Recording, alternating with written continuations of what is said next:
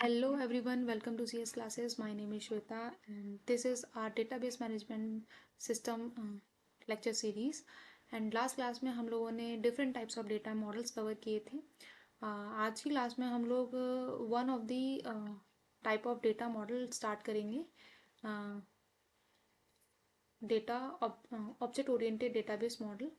ठीक है, ये हमारा फर्स्ट टॉपिक रहेगा. इसके बाद में जो अदर टॉपिक है आज की क्लास के, that is data abstraction and data independence. So before starting, if you are watching first time my video then please subscribe the channel और लाइक कीजिए एंड शेयर कीजिए अपने दोस्तों के साथ में, ताकि वो भी हमारी इस लेक्चर सीरीज़ का बेनिफिट ले सकें. सो चलिए स्टार्ट करते हैं हम आज का सेशन.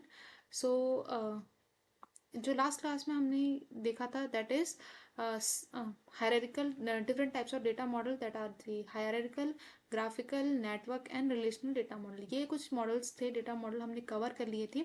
आज की क्लास में जो हम कवर करेंगे, starting from the object oriented data model. Okay, so क्या होता है ऑब्जेक्ट ओरिएंटेड? ये हमारी प्रोग्रामिंग के अंदर बहुत ही प्रोमिनेंट टॉपिक माना जाता है.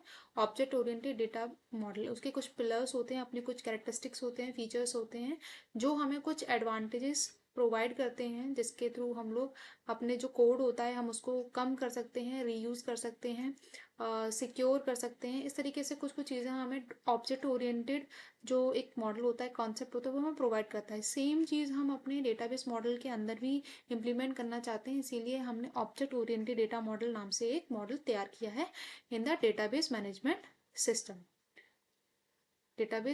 सिस्टम.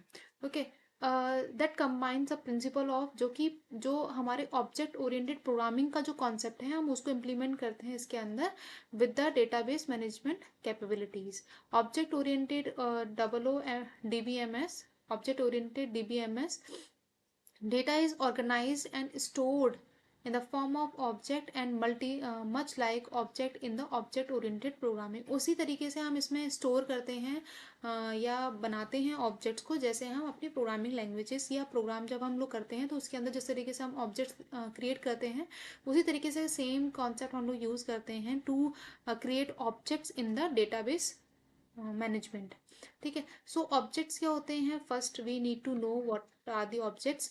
सो ऑब्जेक्ट ओरिएंटेड जो डेटाबेस मैनेजमेंट सिस्टम होता है, ये इसमें data is represented in the form of object. Object की फॉर्म में डेटा जो है स्टोर किया जाता है. एक एग्जांपल ले लेते हैं हम लोग. पहले क्लास कंप्लीट कर लेते हैं, फिर एक एग्जांपल लेंगे जिससे आपको बहुत अच्छे से क्लियर हो जाएगा ये. ठीक है, तो रिप्रेजेंटेड एज ऑब्जेक्ट जिसको बोलते हैं instances of user defined classes. जो हम लोग क्लासेस बनाएंगे उन्हीं के ही इंस्टेंसेस या उन्हीं की कॉपी मान लीजिए आप ऑब्जेक्ट्स को. ठीक है, objects can encapsulate both data and field, जो होते हैं हमारे जो फीचर्स हो गए और उनसे रिलेटेड फंक्शंस हो गए, हमारे मेथड्स हो गए, उनको हम एनकैप्सुलेट मतलब कि बाइंड करके रख सकते हैं. ठीक है, एनकैप्सुलेट मतलब कैप्सूल सुना होगा आपने. कैप्सूल के अंदर मल्टीपल मेडिसिन होती हैं, उनको उनका मिक्सचर बना के हम लोग है ना एक कवर के अंदर बंद कर देते हैं. That is the concept use in the encapsulation. ठीक है, एनकैप्सुलेट मतलब कि कैप्सूल के अंदर बोथ डेटा एंड फीचर्स को हम कंबाइन करके रखते हैं, जिसके थ्रू हमें बार बार कोई फंक्शन को या मतलब कि किसी अदर फीचर्स को अलग से यूज़ करने की ज़रूरत नहीं होती है. हम उसको एनकैप्सुलेट करके उसको साथ में यूज़ कर सकते हैं. ठीक है, object has a unique identifier. हर एक ऑब्जेक्ट के लिए हमें एक यूनिक आइडेंटिफायर चाहिए होगा. Can be stored, retrieve and manipulate, जिसको हम स्टोर कर सकते हैं, वापस मतलब एक्सेस कर सकते हैं एंड उसको मैनिपुलेट चेंज कर सकते हैं. ठीक है, अब now what are the classes. Classes क्या होती हैं? Classes define the structure and behaviour of the object. किस तरीके के फीचर्स ऑब्जेक्ट के पास होंगे या किस तरीके से फंक्शन ऑब्जेक्ट करेगा, वो सारी चीज़ें हम डिफाइन करते हैं क्लासेस के अंदर. Serves as a blueprint of a creating object. जिस भी तरीके का ऑब्जेक्ट हम बनाना चाहते हैं उसका ब्लूप्रिंट हम कहाँ पर देते हैं? उसका ब्लूप्रिंट हम देते हैं क्लासेस के अंदर. कौन कौन से फीचर्स आएंगे, क्या काम कर सकता है, ठीक है, ये सारी चीज़ें हम लोग क्लासेस के अंदर डिफाइन करते हैं.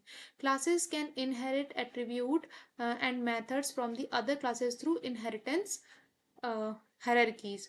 जो इनहेरिटेंस जो ऑब्जेक्ट ओरिएंटेड का एक फीचर है, करेक्टरिस्टिक्स है इनहेरिटेंस, उसके थ्रू हम लोग अदर क्लासेस के जो फीचर्स होते हैं उनको इनहेरिट कर सकते हैं एक क्लास के अंदर, जिसके थ्रू हमें वापस से वो, अगर हम सेम फंक्शनलिटी को यूज़ करना चाहते हैं तो हमें वापस लिखने की ज़रूरत नहीं होगी, जिससे हमारा टाइम भी सेव होगा, कोड को रीयूज़ कर सकते हैं हम, एंड जो एरर वगैरह होंगे वो भी हम मिनिमाइज़ कर सकते हैं, क्योंकि नए कोड को लिखने में हो सकता है कोई एरर हो जाए।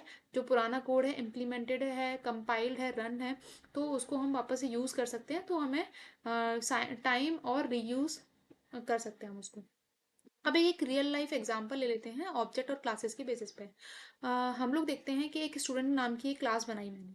स्टूडेंट नाम की क्लास के अंदर मान लीजिए मैंने स्टूडेंट्स के फीचर्स डाल दिए हैं, नेम एंड स्टूडेंट नाम से एक क्लास बनाई हमने, ठीक है। उसके अंदर जो मैंने फीचर्स डाले हैं that is name and roll number, ठीक है। तो जितने भी मैं इस, ये जो क्लास है ये क्लास रिप्रेजेंट कर रही है, ठीक है, class student, name and roll number, ये मैंने फीचर्स डाले हैं। अगर मान लीजिए कोई भी मान लीजिए कि S1 नाम से एक मैंने स्टूडेंट बनाया, या किसी का नाम ले लीजिए अभी, ठीक है, अभी एक स्टूडेंट है, तो इस स्टूडेंट के पास में या तो मतलब S1 जो मैंने एक स्टूडेंट लिया है जो कि एक यूनिक आइडेंटिफायर है, ऑब्जेक्ट है इसका, तो इसके पास में एक नेम होगा एंड रोल नंबर मान लीजिए 01। तो हर एक S1 के पास में मेरे पास अभी होगा, मतलब नेम होगा एंड उसका रोल नंबर होगा। मान लीजिए मैंने S2 बनाया एक स्टूडेंट, जो एक स्टूडेंट को रिप्रेजेंट करता है क्लास के, और उसका नाम है बी से है, BCA, ये कोई नाम है उसका, और उसका जो रोल नंबर है मान लीजिए 2 है। तो जितने भी ऑब्जेक्ट मैं उस क्लास के बनाऊंगी, जितने भी स्टूडेंट को मैं रिप्रेजेंट करूंगी, उन सारे स्टूडेंट के पास में दो चीज़ें तो होंगी ही होंगी, नेम होगा, रोल नंबर होगा। मान लीजिए मैं मेथड भी डिफाइन कर दूं इसमें, मेथड हो जाएगा मेरा, मान लीजिए इसको हटा के मेथड हो जाएगा मेरा लाइक स्टडी, ठीक है। स्टडी फंक्शन हमने बनाया है, स्टडी फंक्शन बनाया है, तो हर एक जो बच्चा होगा वो स्टडी फंक्शन भी करता होगा, ठीक है। अगर आपको डिफाइन करना चाहते हो तो उसको डिफाइन भी कर सकते हो, डिफरेंट डिफरेंट तरीके से, अलग अलग स्टूडेंट के पर्सपेक्टिव से, ठीक है। तो ये फीचर्स क्या होते हैं, क्लासेस के अंदर हम सारे पैरामीटर्स और फंक्शंस को इंक्लूड करके रखते हैं, और उन फीचर्स को हम लोग यूज करते हैं on the basis of object. I hope you get this. Next आता है आपका किस तरीके से, मान लीजिए यहाँ पर एक पर्सन क्लास हमने ली है, ये पर्सन क्लास एक ली हुई है, ठीक है। पर्सन क्लास क्या है कि पर्सन कोई भी हो सकता है, एक एम्प्लॉय भी हो सकता है और एक कस्टमर भी हो सकता है, ठीक है। तो टाइप ऑफ जो पर्सन होगा वो टाइप ऑफ एम्प्लॉय भी हो सकता है, टाइप ऑफ कस्टमर भी हो सकता है। तो कस्टमर के जो फीचर्स होंगे वो अलग होंगे, लाइक आइटम कौन सा बाई किया उसने, टोटल अमाउंट कितना पे करना है उसको, ठीक है। पर्सन, हर एक पर्सन के पास में ये सारी चीज़ें होंगी, नेम होगा, फ़ोन नंबर होगा और ईमेल एड्रेस होगा, ठीक है।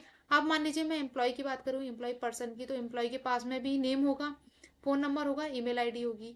एम्प्लॉय नंबर मैंने एक अलग से असाइन कर दिया, मान लीजिए दो एम्प्लॉय का सेम नेम हो सकते हैं, तो वहाँ पर मैं कैसे यूनिकली आइडेंटिफाई करूँगी। सो आइडेंटिफाई करेंगे हम यूजिंग एम्प्लॉय नंबर। अब आ जाती है अटेंडेंस, कितनी अटेंडेंस है, क्योंकि हमें एक एम्प्लॉय कहाँ पर होगा, किसी ऑर्गेनाइजेशन में काम करता होगा, तो वहाँ पर उसको पे किस बेसिस पे मिलेगी कि वो कितने दिन प्रेजेंट हुआ है या कितना काम किया उसने, एंड उसकी सैलरी क्या है। तो ये on the basis of employee के फीचर्स हम डिफाइन कर रहे हैं। यहाँ पर एक और क्लास हमने बनाई है दैट इज एड्रेस नाम से, ठीक है। तो एड्रेस क्या होगा, पर्सन जितने भी होंगे उन सबका एड्रेस भी होगा, like street, city, state, postal code और कंट्री। ये सारी चीज़ें इन्होंने इतनी सारी चीज़ डाल दी हैं, आप कुछ और भी ऐड ऑन भी कर सकते हो, इसमें हटा भी सकते हो, ये आपका आप अपने तरीके से बना सकते हो इसको, ठीक है। तो इस तरीके से हम क्लासेस डिफाइन करते हैं, और क्लासेस के अंदर हम क्या क्या चीज़ें डालते हैं, डेटा डालते हैं एंड उसके रिलेटेड फंक्शंस डालते हैं। नेक्स्ट आता है आपका, हमने दो फीचर्स हमने कवर किए हैं, object and classes related to object oriented database management system. Next quality या next feature is inheritance. Inheritance अभी हमने डिस्कस किया, इनहेरिटेंस का मतलब क्या है कि मान लीजिए कोई पेरेंट क्लास है, उसने उसमें कुछ फीचर्स हमने बनाए हुए हैं या मेथड हमने बनाए हुए हैं, हमें लगता है कि नेक्स्ट वाली क्लास जो है उसके अंदर हम उसको यूज़ कर सकते हैं, तो हम लोग उसको इनहेरिट कर देंगे, जो पेरेंट क्लास है उसको इनहेरिट कर देंगे चाइल्ड क्लास के अंदर। तो जितने भी फीचर हमने उसके अंदर डिफाइन किए हैं, हमें वापस से लिखने की जरूरत नहीं होगी, हम सारे फीचर्स को रीयूज कर सकते हैं। जैसे मान लीजिए कि एक पर्सन नाम से हमने क्लास बनाई है, पर्सन नाम से उसमें नेम डाला हुआ है एंड फ़ोन नंबर डाला हुआ है। उसके बाद में हम एक और क्लास बना रहे हैं लाइक स्टूडेंट, तो स्टूडेंट के पास में भी एक नेम होगा और फ़ोन नंबर की हमें रिक्वायरमेंट होगी।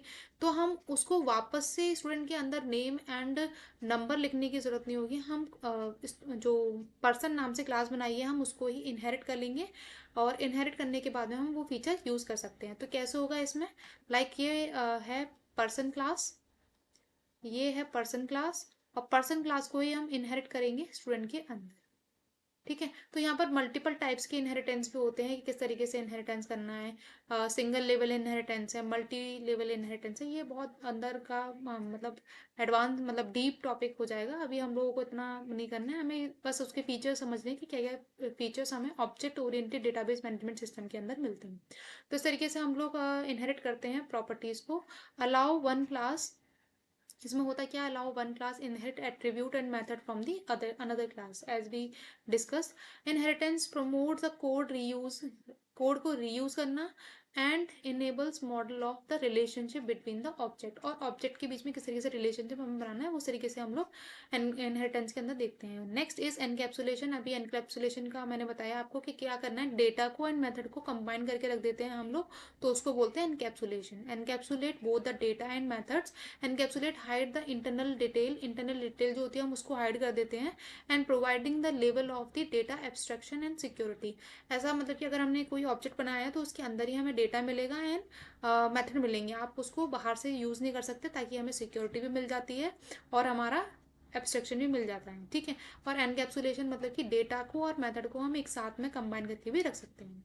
नेक्स्ट आता है आपका कॉम्प्लेक्स डेटा टाइप्स आ जाते हैं हमारे, जैसे including array, list, nested object, object के अंदर ऑब्जेक्ट हम लोग बनाते हैं उसके अंदर। ठीक है, इस तरीके से ऑब्जेक्ट्स कॉम्प्लेक्स डेटा टाइप्स हमें मिल जाते हैं। Store directly in the database making it easier to model complex data structure, तो कॉम्प्लेक्स डेटा स्ट्रक्चर बनाने के लिए भी हमें ये बेनिफिट देता है। क्वेरी लैंग्वेजेस का क्या क्या यूज़ करते हैं हम इसके लिए, तो इसके लिए हम लोग यूज़ करते हैं query language for retrieving and manipulating object and their attribute, उनके एट्रीब्यूट्स को मैनिपुलेट कर सकते हैं, ऑब्जेक्ट को मैनिपुलेट कर सकते हैं, ऑब्जेक्ट को इंसर्ट कर सकते हैं, मतलब अकॉर्डिंगली हम चेंजेस परफॉर्म कर सकते हैं using the query languages. Next आता है आपका object oriented language is a common query language use for the object oriented database management system. ठीक है, तो ये कुछ फीचर्स हैं, एडवांटेजेस हैं जो कि हमें मिलते हैं object oriented database management system के अंदर। नेक्स्ट आता है आपका परसिस्टेंस। परसिस्टेंस में क्या होता है, meaning they can stored in the database and retrieve later perceiving their state, तो आप उसको लेटर एक्सेस कर सकते हो, बाद में अगर आपको कोई एक्सेस करना हो तो आप उसको रिट्राइव कर सकते हो। Maintain their data across program execution, program की एग्जीक्यूशन तक के बाद भी जो उसका डेटा है वो परसिस्ट रहता है। Relationships support types of relationship between objects including one two one relation हो सकता है, वन टू मैनी हो सकता है, मैनी टू मैनी रिलेशनशिप, ये सारे रिलेशनशिप हमारे जो object oriented database management system होते हैं वो प्रोवाइड करते हैं। Represented by the reference between the object, और हम लोग कैसे आइडेंटिफाई करेंगे, यूजिंग द रेफरेंसेस। नेक्स्ट जो प्रॉपर्टी है that is concurrency control and transaction management, इसमें क्या होता है कि managing concurrent access to object के एट अ सेम टाइम कितने लोग उस सेम ऑब्जेक्ट को एक्सेस कर रहे हैं, कंकरेंट मतलब कि साथ में साइमल्टेनियसली कितने लोग उसको एक्सेस कर रहे हैं, यूजर्स। ठीक है, ensuring data integrity in multi user environment, data integrity मतलब कि अगर एक यूजर किसी चीज़ को एक्सेस कर रहा है तो ऐसा नहीं है किसी अदर यूजर ने कुछ चेंज किया और वो उसके सामने भी चेंज हो जाएगा, ऐसा नहीं है। डेटा इंटीग्रिटी मेंटेन रहती है, अगर मैं अपनी विंडो में कोई चेंज कर रही हूँ तो वो किसी और को इफेक्ट नहीं करेगा। They support transaction management system, like उनके जो फीचर्स होते हैं ट्रांजेक्शन मैनेजमेंट सिस्टम के, एसेट प्रॉपर्टी हम लोग पढ़ते हैं, पढ़ेंगे अभी ट्रांजेक्शन मैनेजमेंट सिस्टम के अंदर। Atomicity, consistency, isolation and durability, जो प्रॉपर्टी होती है कंकरेंसी एनवायरनमेंट में हमें ये सारी चीज़ें चाहिए होती हैं कि अगर मल्टीपल या शेयरिंग एनवायरनमेंट में अगर हम कोई चीज़ एक्सेस कर रहे हैं तो वो किस तरीके से आइसोलेटेड रहनी चाहिए, कंसिस्टेंट रहनी चाहिए, ड्यूरेबल होनी चाहिए एंड अटोमिक होनी चाहिए। ठीक है, ये सारी प्रॉपर्टी फीचर्स हम देखेंगे ट्रांजेक्शन मैनेजमेंट सिस्टम के अंदर। नेक्स्ट आता है आपका वर्जनिंग। वर्जनिंग क्या होता है, सपोर्ट ऑब्जेक्ट वर्जनिंग, कि अगर हम मल्टीपल वर्जन बनाते हैं ऑब्जेक्ट के तो उसको किस तरीके से हैंडल करना है। Allow user to track and manage different version of the object. ठीक है, ये कुछ फीचर्स हैं related to object oriented database management system. Now it is a next topic and a new topic, that is data abstraction. ठीक है, अब जो हमारी कुछ स्टार्टिंग की कुछ क्लासेस थी जिसके अंदर हमने डेटाबेस मैनेजमेंट सिस्टम की आर्किटेक्चर देखे थे, जिसके अंदर हमने 2 tier architecture and 3 tier architecture हमने डिस्कस किया था. 2 tier आर्किटेक्चर और 3 tier आर्किटेक्चर के अंदर जो डिफरेंस होता है कि 3 tier में 3 लेयर आ जाती हैं, बीच में एक एप्लीकेशन लेयर और इंक्लूड की जाती है जिसको बिजनेस लेयर पे बोलते हैं. तो इंटरमीडिएटरी जितने काम होते हैं वो लेयर हैंडल कर लेती है.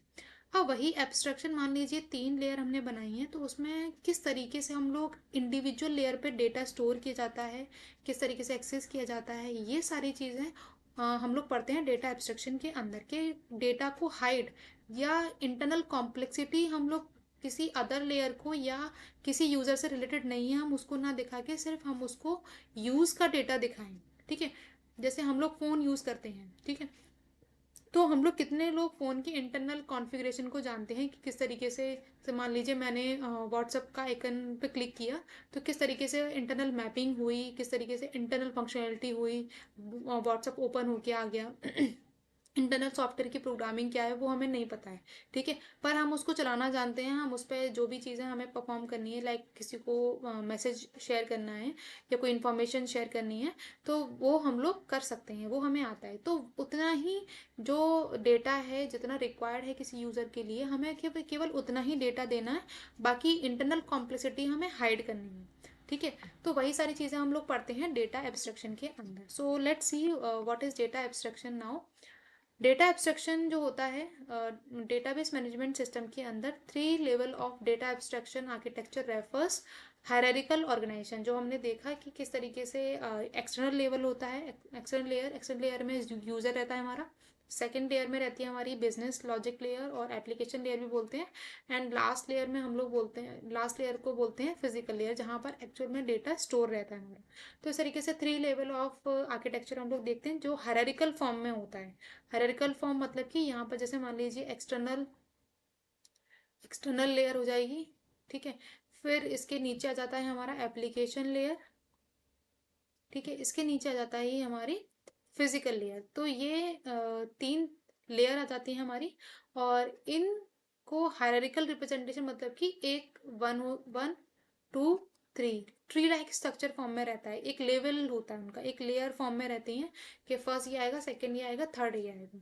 ठीक है, तो इस तरीके से हमारा हायरार्किकल स्ट्रक्चर रहता है हायरार्कीज के अंदर कि and these level provides a framework for understanding how data is managed and abstract with the database management system. किस तरीके से abstraction यहाँ पर अचीव किया जाता है.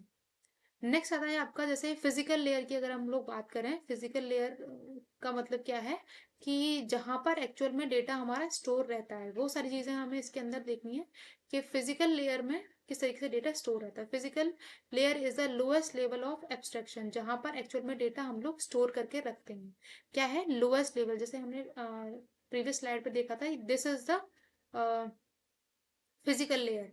ठीक है, एंड ये है application layer, and this is the external layer. ठीक है, ये थोड़ा सा डार्क कलर ज़्यादा हो गया है, चेंज कर लेते हैं, येलो इज बेटर.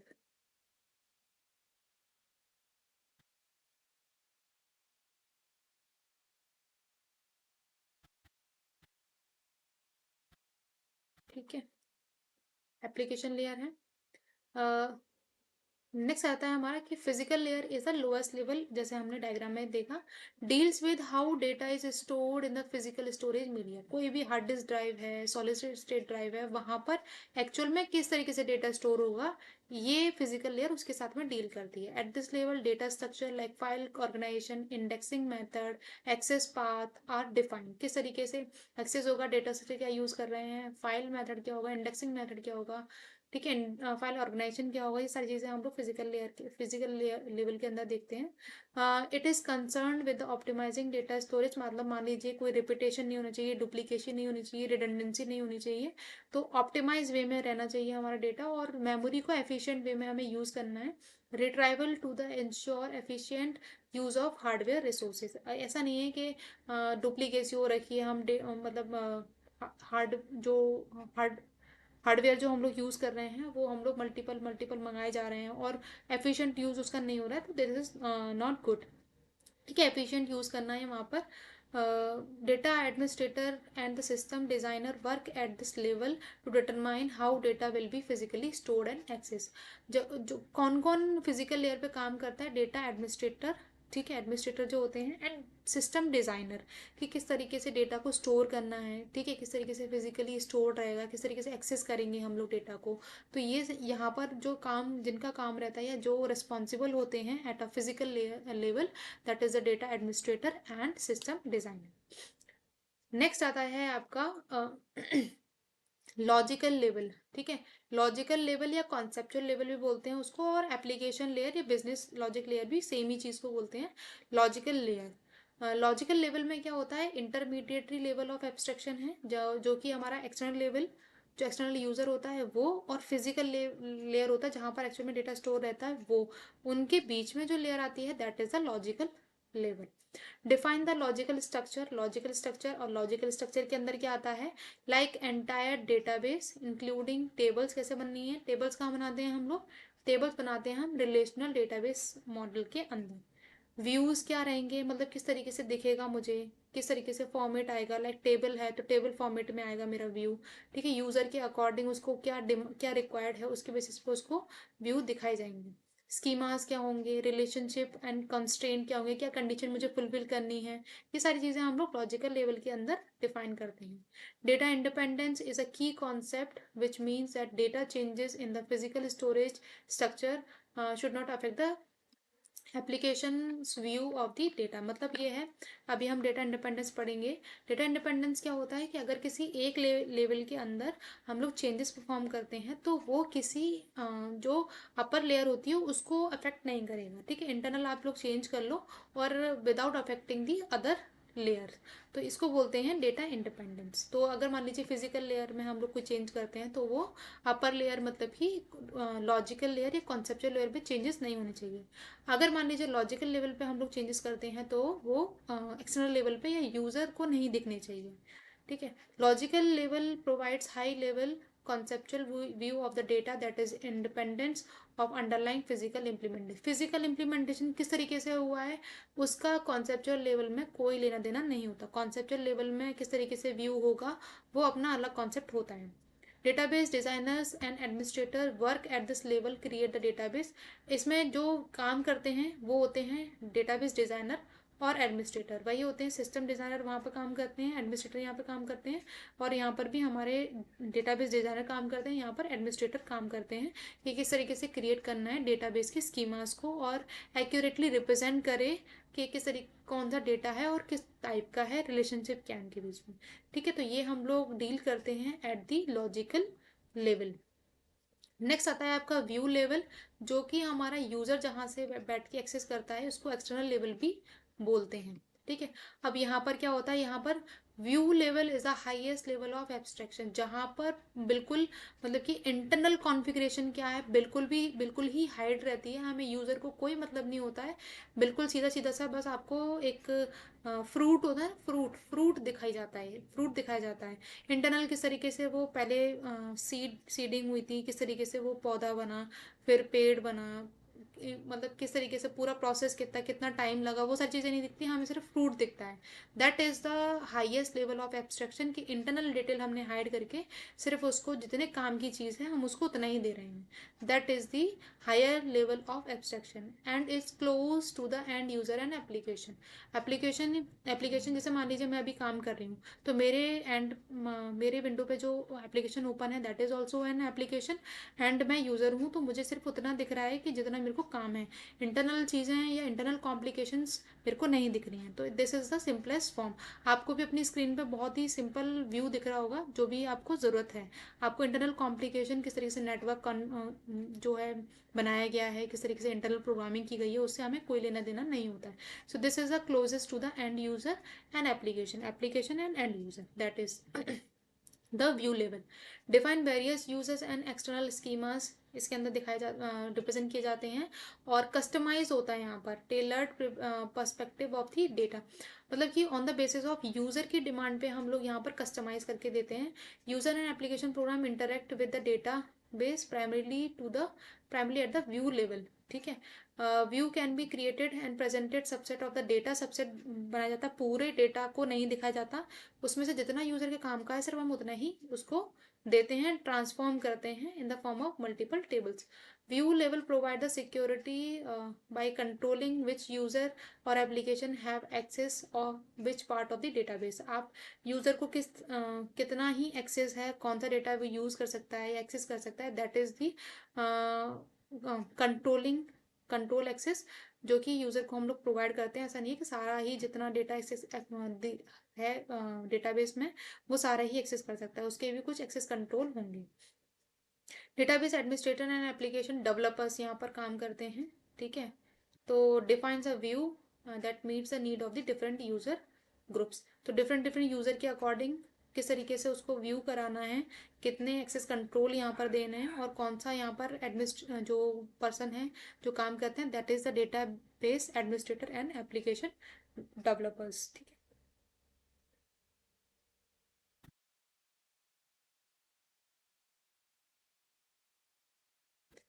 ठीक है। नेक्स्ट आपका आता है डेटा इंडिपेंडेंस।